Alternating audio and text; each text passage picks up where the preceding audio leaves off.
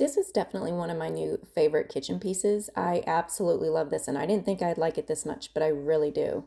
I wanted something for more than just cake, and this ended up being way more versatile than what you would think. So, this is the large rectangular cake stand with the lid. This is a 17-inch, by the way. Right away, the quality stands out. I love the solid acacia wood. It feels sturdy and looks really nice on a counter table. The clear acrylic dome cover fits well and lets you see what's inside without taking the lid off.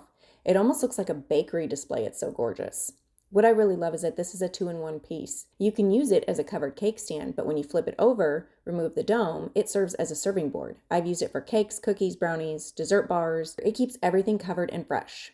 It's also great for charcuterie. You can use it for cheese and cracker board, a fruit platter, and even for things like a cheese ball with crackers. The rectangular shape gives you plenty of room to spread things out, and it looks really nice for hosting, like really nice. This is especially handy for holidays, parties, and everyday kitchen use. You can keep baked goods on the counter, set it out for guests, or use it as a serving piece for snacks and appetizers.